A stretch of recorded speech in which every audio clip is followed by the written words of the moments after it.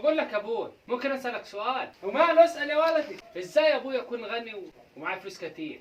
اشتغل كتير وانت يكون معاك فلوس كتير؟ وانا لما اشتغل كتير هيبقى معايا فلوس كتير؟ لا، مش هيبقى معاك فلوس كتير. يا دي النيل، ايه اللي جابه ده دلوقتي؟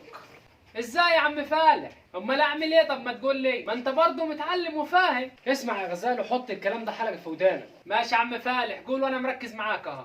اعظم هديه يا ولدي يمكنك منحها لنفسك هي انك تلاقي حاجه انت بارع فيها بشكل طبيعي، وانك تكتشف طريقه تكسب المال من خلالها. لان لو عملت كده كانك كل يوم بتلعب، بس خلي بالك انك هتحارب نفسك وتحب ما تفعله. ولو كنت بتحب اللي انت بتعمله مفيش حاجة هتوقفك ابدا على اللي انت بتعمله، وبعديها هوعدك ان انت هتصبح غني.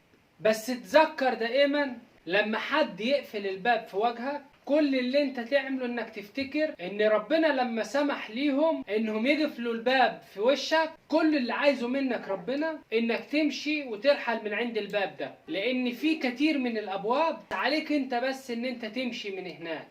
وانا بوعدك ان ربنا عنده ابواب كتيره افضل من اللي قفلها البشر في وشك. هذه حقيقه خلي بالك منها.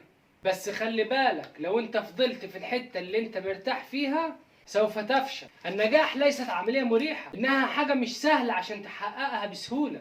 عشان كده عايزك تتعود ان انت ما تبقاش حاسس بالراحه. عشان تبقى غني وناجح ابدأ بالضغط على نفسك، ومع الوقت والاستمراريه بيجي النجاح. وتذكر يا غزال ان السلم بيطلع درجة درجة، ما بيطلعش مرة واحدة. يا عمي ده العلام حلو قوي. متشكر قوي يا عم على النصيحة الغالية دي.